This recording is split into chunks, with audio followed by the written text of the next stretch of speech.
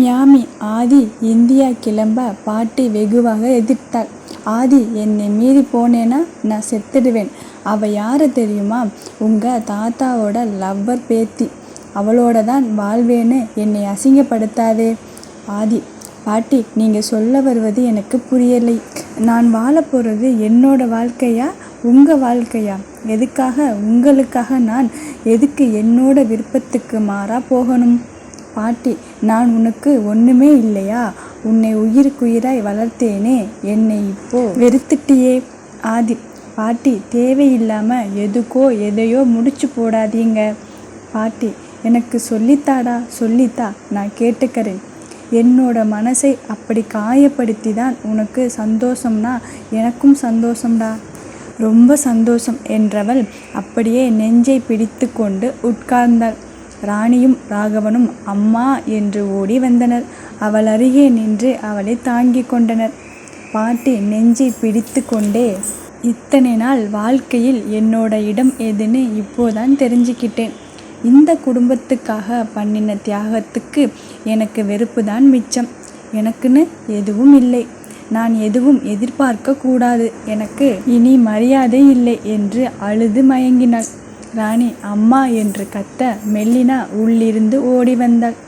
ரொம்ப நாளுக்கு பிறகு தன்னுடைய மகனை பார்த்தாள். முகம் வாடி தர்ம சங்கடத்துடன் நின்றான். எழிலும் மெல்லினாவும் ஆதியுடன் மிகவும் குறைவாகவே பேசினர். ராகவன் ஏதும் சீற்றம் அடைந்து சண்டை போடுவதை தவிர்க்கவே அமைதியாக இருந்தனர். ஆதிக்கு தங்களால் சங்கடம் வந்துவிடக்கூடாதென்று பொறுமையாக இருந்தனர். வெகு நாட்களுக்கப்புறம் ஆதியை பார்த்த மெல்லினாவுக்கு குழந்தையை அணைத்து கொண்டு உச்சி முகர நினைத்தவள் கட்டுப்பாடுடன், என்ன ஆச்சு என்று கேட்க, ராணி, சீக்கிரம் ஆம்புலன்ஸ் கூப்பிடு, அம்மா மயங்கிட்டாங்க. ஆதி மெல்லினாவை வேண்டாம் என்றவன் பாட்டியை கைகளில் தூக்கி கொண்டு காரில் வைத்து கொண்டு ஹாஸ்பிட்டல் நோக்கி பறந்தான். ராகவனும் ராணியும் பின்னால் விரைந்தனர். மெல்லினா எழிலுக்கு போன் செய்து அழுது தீர்த்தாள். குழந்தை முகம் கொடுத்து பேச மாட்டேங்கிறான், ரொம்ப சங்கடமா இருக்கு. எழில் சரியாகிடும், கவலைப்படாதே. மெல்லினா, நம்ம ஏன் தூரமாக வச்சு பார்க்குறாங்க? உங்கள் அப்பா எவ்வளவு அன்பாக இருப்பார். நம்மை பிடிக்காத இடத்தில் வாழறது எவ்வளவு சங்கடம்னு புரியுதா? நீங்கள் காலையில் வெளியே போயிட்டு ராத்திரிக்கு வரீங்க. நான் வீட்டில் ரூம்குள்ளே கைதி மாதிரி இருக்கேன். எழில், புரியுதுடா. இப்போதான் அப்பா தவறிட்டார், அம்மாவுக்கு இப்படி ஆச்சு. நீ வேற எதுவும் டென்ஷன் ஆகாதே. நம்ம குழந்தை நம்மை புரிஞ்சுக்குவான். மெல்லினா, நீங்களாவது ஆஃபீஸில் பார்த்து பேசிக்கிறீங்க. எனக்கு அவன்கிட்ட பேசவே வாய்ப்பு கிடைக்க மாட்டேங்குது. அவன் என்னவோ நான் தான் யார்கிட்டையும் பேச பிடிக்காம ரூம்குள்ளேயே இருக்கேன்னு நினச்சிட்டு இருக்கான். நான் இந்த வீட்டில் வில்லி மாதிரி நடத்தப்படுறேன். எழில் சமாதானப்படுத்த வார்த்தை இல்லாமல், இது வரேன், 2 பேரும் ஹாஸ்பிட்டல் போகலாம். மெல்லினா எழிலுடன் ஹாஸ்பிட்டல் கிளம்பினாள். ஆதிரா அவசரமாக ஆஃபீஸ் கிளம்பி கொண்டிருக்க மகள் அம்மாவை விடமாட்டேன் என்று அடம்பிடித்து கொண்டிருந்தாள். திதி, ஆண்டி கூட இருமா, அம்மா சீக்கிரம் வந்துடுறேன். அதித்தி, நானு என்று அழும் குழந்தைக்கு வயது 1 வருடம். ஆதிரா, அப்பனை மாதிரியே இருக்கு பாரு என்றதும் ஆதி போல கண் நிமைக்க அவளை வாரி தூக்கி கொண்டாள். அம்மாவை நல்லா புரிஞ்சு வச்சிருக்கே என்று அணைத்து முத்தமிட்டாள். தமிழ் வந்தான். என்னாச்சு? குட்டி பொண்ணு என்ன சொல்லறா? ஆதிரா, அம்மாவை எப்படி மயக்கணும்னு கற்று வச்சிருக்கா, கலையை காட்டிட்டு இருக்கா. தமிழ், கொஞ்ச நாள் குழந்தையை எங்கள் வீட்டில் விட்டுட்டு வரலாம் இல்லை? ஆதிரா, எதுக்கு தமிழ், அவங்களுக்கு சிரமம். தமிழ், சரி விடு, மாமா வீட்டிலாவது விட்டுட்டு வரலாம் இல்லை? ஆதிரா, இல்லை, ஏற்கனவே நான் உங்களுக்கு ரொம்ப கடமைப்பட்டிருக்கேன். தமிழ், நீ ரொம்ப பிடிவாதக்காரி. தனி வீடு பார்த்துட்டு வந்துட்டு உன்னோட வழியில் நீ தீர்மானமாக இருக்கே. மற்றவர்களோட உணர்வுகளையும் புரிஞ்சுக்கோ. ஆதிரா, சரி, சண்டே போகலாம். தமிழ், உன்னை சமாதானப்படுத்துறது ரொம்ப கஷ்டம். என்னோட வாழ்க்கை இப்படியே போயிடுமா? ஆதிரா, அதனால சீக்கிரம் ஒரு பொண்ணை சைட் அடித்து கரெக்ட் பண்ணு, இல்லைனா தனியாகவே வாழ்ந்து சாக போகிறே. தமிழ், நீயே ஒரு பொண்ணை சொல்லு, இல்லைனா கடைசி வரைக்கும் நீதான் என்னோட பொண்டாட்டியா நடிச்சிட்டே இருக்கணும். ஆதிரா அட பாவி, சரி சரி, வீட்டுக்கு எதுக்கு வந்தியோ அந்த வேலையை பார்த்துட்டு கிளம்பு. நான் கிளம்புறேன், வேலை இருக்கு. திதியை சமாதானம் பண்ணிட்டு போ. தமிழ் கண்டிப்பா. ஆமா, இன்னைக்காவது வாயில் வைக்கிற மாதிரி சமைச்சியா? ஆதிரா ஹலோ, 12 ரெஸ்டாரண்ட்டுக்கு ஓனர், பார்த்து பேசுமா. தமிழ் நல்ல வேலை, அங்கே செஃப் சமைக்கிறாங்க.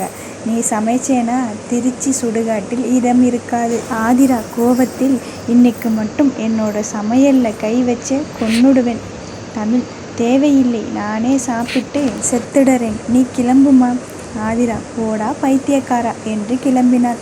ஆதிரா 6 மாதத்தில் பண்ணையார் உதவியுடன் பேங்கில் லோன் வாங்கி 12 ஹோட்டல் நடத்தி வந்தாள். அதை தவிர மதிப்பு கூட்டிய விலை பொருட்கள் ஏற்றுமதி செய்து வந்தாள். இந்த நாட்களில் உழைப்பு உழைப்பு உழைப்பை தவிர வேறு எதுவும் யோசிக்க கூட நேரமில்லாமல் இருந்தாள். ஏதோ நினைவுக்கு வந்தவளாக, தமிழ் எனக்கு 3 லட்சம் பணம் வேணும், எனக்கு பேமெண்ட் வந்ததும் கொடுத்துடுறேன். தமிழ் எந்த அக்கௌண்ட்டுக்கு மாற்றணும். ஆதிரா ஆதி இண்டஸ்ட்ரீஸ்க்கு மாற்றிடு என்று சொல்லிவிட்டு கிளம்பினார். ஹாஸ்பிட்டலில் ஆதி பாட்டியை ICU உள்ளே அனுப்பிவிட்டு ராகவன் ராணி வந்தவுடன் காலார நடந்து வெளியே வந்தான். மனம் என்னவோ சொன்னது. தான் நினைத்ததை செய்வதற்கு தடை போட போட அதை செய்தே ஆக வேண்டும் என்று ஆவேசம் பிறந்தது. இந்தியா போயே ஆகணும். யோசித்து நின்றிருந்தவன் முன் ஒரு பெண் வந்து நின்று, மிஸ்டர், உங்களுக்கு ஒரு வீடியோ காட்டணும். அது உங்களோட பழைய நினைவுகளை கொண்டு வரலாம். ஆதி நீங்க யாரு? அந்த பெண் சொல்லறேன், கொஞ்சம் தனியா பேசணும், வாய்ப்பு கொடுத்தா விவரம் சொல்லறேன். ஆதி அங்கு பக்கத்தில் இருந்த காஃபி ஷாப் கையை காட்டி அங்கே போகலாம் என்று அழைத்து சென்றான். ஆதிக்கு எதிரில் அமர்ந்த பெண், சார், நான் உங்க அசிஸ்டண்ட் லாரன்ஸ் சிஸ்டர். அவர் உங்களுக்கு எவ்வளவு உண்மையா வேலை செய்தார்னு உங்களுக்கு நினைவிருக்காது. ஆனால் நினைவு வரும்போது புரிஞ்சுக்குவீங்க. ஆனால் என்னோட அண்ணன் உங்கள் ஆஃபீஸ் சீக்ரெட் ஃபைலை திருடிட்டதா ஜெயிலுக்கு அனுப்பிட்டாங்க. அவன் மேலே அபாண்டமாக பழி சொல்லிட்டாங்க. ஆதி ஆதாரம் ஏதாவது இருக்கா?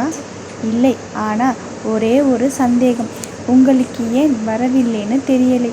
நீங்கள் ரொம்ப வருடமாக தொழில் செய்துட்டு இருக்கீங்க. உங்களுக்கு நம்பகமான பழைய யாரும் ஏன் உங்கள் பக்கத்தில் இல்லை? ஆதி இருக்காங்க, யார் இல்லைன்னு சொன்னது? அப்போது யாராவது உங்களுக்கு பழைய ஞாபகங்களை நினைவுபடுத்தினாங்களா? ஆதி இல்லை. காரணம், அவங்க ஏதாவது சொல்லி நான் யோசிச்சா எனக்கு குழப்பம் ஏற்படும்னு சொல்லவே இல்லை. அப்படி அவங்க சொன்னார்களா? அப்போ எப்பவுமே பழைய நினைவுகளை ஞாபகப்படுத்திக்காம இருக்க போறீங்களா? ஆதிக்கு அவனிடம் இந்த கேள்விக்கு பதில் இல்லை. இல்லை, அப்படி இல்லை. என்னோட அண்ணன் சிறையை விட்டு வெளியே வர உதவி செய்வீங்கன்னா என்கிட்ட இருக்கிற ஒரு வீடியோ நான் உங்களுக்கு காண்பிப்பேன். ஆதி உங்கள் அண்ணனோட குற்றம் என்னன்னு தெரியாமல் எப்படி செய்வேன்? இன்வெஸ்டிகேட் பண்ணுங்க. தப்பு எந்த பக்கம் இருக்குன்னு பார்த்து தப்பில்லைன்னா உதவுறீங்களா? ஆதி சரி சரி, நீங்கள் எங்களுக்கு உதவுவீங்கன்னு நம்புகிறேன். உங்களுக்கு நம்பிக்கையான ஆள்கிட்ட சொல்லி விசாரிக்க சொல்லுங்க. இதோ பாருங்க என்று அவள் ஃபோனில் காட்டிய வீடியோவில் ஆதி புன்னகையுடன் கையில் ஒரு பெண்ணை தூக்கி சென்றான். உங்கள் முகத்தில் இருக்கிற சிரிப்பு சொல்லும் உங்கள் கையில் இருக்கிறவங்க உங்களுக்கு எவ்வளவு முக்கியம்னு. வீடியோ இந்த பென்ட்ரைவில் இருக்குது. இந்த பெண்ணை பற்றியும் வில்லியம் பற்றியும் தெரிஞ்சுக்கிட்டீங்கன்னா நிறைய விஷயம் உங்களுக்கு புரியும். ஆதி வில்லியம் யாரு? அவர் ஒரு துப்பறிவாளர். அவர் உயிரோட இல்லை. ஆனால் அவர் கடைசியாக டீல் பண்ணினது உங்கள் கேஸ். எங்கள் அண்ணன் வெளியே வர உதவுறதுக்கு நன்றி என்று சொல்லி கிளம்பினார். ஆதி பென்ட்ரைவ் எடுத்து வந்து காரில் இருந்த லேப்டாப்பில் பார்த்தான். அவனுக்கே ஆச்சரியமாக இருந்தது. இப்படி அவன் சிரித்த நாட்கள் நினைவே இல்லை. அவள் முகத்தை ஜூம் செய்து பார்த்தான். தெளிவாக இல்லை என்றாலும் அவள் அழகாக இருந்தாள். தூங்கிக் கொண்டு இருந்திருப்பாள். ஆதிக்கு அவனை அறியாமல் முகத்தில் புன்னகை வந்தது. நீந்தான் ஆதிரை செல்வியா? உன்னை தேடி வருவேன். ஃபோன் எடுத்து அஸ்வின் நம்பர் டயல் செய்தான். ஹலோ ஆதி, மிஸ்டர் அஸ்வின்? அஸ்வின், நான் அஸ்வின் தான். ஆனால் இவ்வளவு மரியாதையா என்னை கூப்பிட வெளிநாட்டில் யாரும் இல்லை. ஆதி, நான் ஆதிகேசவன் பேசுகிறேன். Ashwin, hello sir. எனக்கு தெரிஞ்சு ஆதிகேசவனு ஒருத்தர் ரொம்ப நல்ல மனுஷர். வெளிநாட்டில் இறந்துட்டார். அவரோட ஆவி பேச வாய்ப்பில்லைன்னு நினைக்கிறேன். அதனால் இது ராங் நம்பராக இருக்க வாய்ப்பு இருக்கு. ஆதி தனது கணீர் குரலில் அஸ்வின் என்க குரலை கேட்டு நடுங்கினான். அண்ணா, ஆதி அண்ணா உயிரோட இருக்கீங்களா? ஆதி, ஆமாம். அஸ்வின் பக்கம் டமால் என்று சத்தம் கேட்டு ஃபோன் கட் ஆனது. ஆதி மறுபடியும் ஃபோன் செய்த. ஸ்விட்ச் ஆஃப். அடைச்ச, எல்லோருமே லூஸாக இருப்பாங்க போல இருக்கு. இவர்களை வச்சுக்கிட்டு எப்படி என்னை பற்றி எல்லாத்தையும் தெரிஞ்சுக்க போகிறேன்? அடுத்த அரை மணி நேரத்தில் ஆதிக்கு ஃபோன் வந்தது. புதிய எண். இந்தியாவிலிருந்து எடுத்து காதில் வைத்து ஹலோ என்றான். ஆதி, நான் கௌதம் பேசுகிறேன். நீ உயிரோடு இருக்கியா? நம்பவே முடியலை. ஆதி, கௌதம், தப்பாக நினைக்காதீங்க. எனக்கு கொஞ்சம் ஞாபகம் மறந்து போச்சு. என்னை பற்றி தெரிஞ்சுக்கணும். அதுக்குத்தான் நான் உங்களை கூப்பிட்டேன். கௌதம், மன்னிச்சிடுடா. நாங்கள் நிறைய தப்பு பண்ணிட்டோம். ஆதிராவை கவனிக்காமல் விட்டுட்டோம். எங்கள் தப்பு தான். அதுக்காக எங்ககிட்ட இப்படி தூரமாக பேசுகிற மாதிரி பேசாதே. ரொம்ப சங்கடமாக இருக்குது. நாங்கள் கிளம்பி வரோம் என்று சொல்லி ஃபோன் வைத்தான். பாஸ்கர், அவனுக்கு பழைய நினைவுகள் எதுவுமே இல்லையா? கௌதம், ஆமாம் என்று அவர்களுடைய ஃபோட்டோக்களை எடுத்து வைத்து கொண்டான். பாஸ்கர், நரேஷுக்கு சொல்லணும் தானே? கௌதம், இரு, ஃபோன் பண்ணறேன். அவன் ஃபோன் எடுத்து பேசுவானான்னு தெரியலை என்று சொல்லிக்கொண்டே டயல் செய்தான். நரேஷ் ஃபோன் எடுத்து, என்ன? கௌதம், நம்ம ஆதி உயிரோட இருக்கான். நரேஷ், என்ன புரியலை, திரும்ப சொல்லு. கௌதம், ஆதி உயிரோட இருக்கான். நரேஷ், அப்புறம் என்னடா ட்ராமா பண்ணிட்டு இருக்கீங்க? ஆதி இருக்கா. அவனோட பொண்டாட்டி எங்கே? கௌதம், ஆதி இங்கே வந்துட்டா எப்படியும் ஆதிரா வந்துடுவா. நரேஷ், என்ன பிளான்? கௌதம், ஆதியை பார்க்க கிளம்பலாம். நரேஷ், நானும் வரேன். பிரீத்தி, வேண்டாம். கௌதம், சரி. மூவரும் கிளம்பினர். அஸ்வின் கூட சேர்ந்து கொண்டான். Miami airport.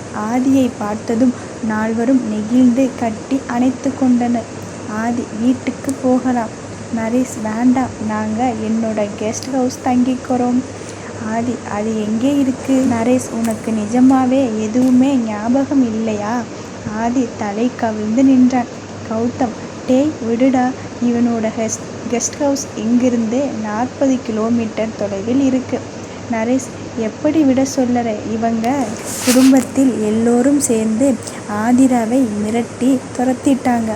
குழந்தையோட என்ன கஷ்டப்படுறாளோ, எப்படி விடட்டும்? ஆதி அதிர்ந்து நின்றான். நரேஷ், நான் இங்கே வந்தது நட்பை புதுப்பிச்சுக்க இல்லை. ஆதிரா என்கிட்டே வரணும், அவ்வளவுதான். கௌதம், கோபப்படாதே. அவனுக்கு ஒன்றுமே நினைவில் இல்லை. நரேஷ், வேற ஒருத்தியை கல்யாணம் பண்ணிக்கிட்டு சந்தோஷமாக இருக்கான் தானே. அவள் தனியாக என்ன பண்ணுறாளோ? அன்னைக்கு காலேஜ் வந்துட்டு இவனை நினச்சிட்டு அழுதுட்டு போயிருக்கா. இவனுக்காக ஒருத்தி இவனையே நினச்சிட்டு உருகிட்டு இருக்கா. ஆனால் இவன் ஞாபக மருதியை சாக்கா வச்சுட்டு கல்யாணம் பண்ணிக்கிட்டு சந்தோஷமாக இருக்கான். பாஸ்கர் அமைதியாக இருந்தவன். நரேஷ் கோபப்பட்டு, ஒரு யூஸும் இல்லை. பொறுமையாக இதுக்கு ஒரு தீர்வு கொண்டு வரலாம். இப்போ நாம் கிளம்பலாம். ஆதி, நானும் உங்களோட வரேன். கௌதம், பாட்டிக்கு உடம்பு சரியில்லைன்னு சொன்னியே. ஆதி, அவர்களை பார்த்துக்க ஆள் இருக்கு. நானும் உங்களோட வருகிறேன். நரேஷ், கௌதம், அஸ்வின் மூவரும் நரேஷ் ஏற்பாடு செய்த காரில் செல்ல பாஸ்கர் ஆதியுடன் காரில் ஏறினார். பாஸ்கர், நரேஷ் பற்றி தப்பாக நினைக்காதே. அவன் ரொம்ப நல்லவன். உனக்கு நினைவு திரும்பும்போது புரியும். ஆதி, ஆதிரா பாஸ்கர் உன்னோட மனைவி. நீ அவளை உயிருக்குயிராக நேசிச்சே. விபத்தில் அவளுக்கு எந்த காயமும் ஏற்படாமல் நீ உன்னோட உயிரை கொடுத்து பாதுகாத்தே. ஆதி, குழந்தை? பாஸ்கர், ஆமாம், இப்போ 1 வயசு இருக்கும், பெண் குழந்தை. ஆதி காரை பிரேக் அடித்து நிறுத்தினான். தன்னுடைய கலங்கிய கண்களை துடைத்து கொண்டான். பாஸ்கர், சாரி, நாம் இதை பற்றி பேசி இருக்கக்கூடாது. நான் ஓட்டட்டுமா என்றதும் ஆதி இறங்கி மாறி உட்கார்ந்தார்கள். மேற்கொண்டு எதுவும் பேசாமல் அமைதியாக பயணித்தனர். ஆதி மனதில் பல எண்ணங்கள் ஓடின. நரேஷ் சொல்லியபடி இருக்கலாமோ? என்னுடைய குடும்பம் எனக்கெதிராக வேலை செய்கிறதா? அவன் தலைவலி அதிகமானது. பாஸ்கர் ஆதி நிலையை பார்த்து, ஆதி என்னாச்சு? ஹாஸ்பிட்டல் போகலாமா? ஆதி அப்படியே சாய்ந்தான். பாஸ்கர் முன்னாடி செல்லும் காரில் இருக்கும் கௌதமுக்கு அழைக்க காரை நிறுத்தி அஸ்வின் ஆதியிடம் வந்தான். அஸ்வின் ஆதி நாடி துடிப்பை பார்த்துவிட்டு பக்கத்தில் இருக்கும் ஹாஸ்பிட்டல் விரைந்தனர். ஆதி ஹாஸ்பிட்டலில் மயக்கம் தெளிந்து எழுந்து உட்கார்ந்து, தினமும் காலையில் ஒரு இன்ஜெக்ஷன் போட்டுக்குவேன், அதை போடலை, அதனால தான் இப்படி. அஸ்வின், என்ன இன்ஜெக்ஷன்? இங்கே போட்டுக்கலாம், டாக்டர் ஃபோன் நம்பர் இருக்குதானே, ஃபோன் பண்ணி கொடுங்க, நான் கேட்டுக்கிறேன்.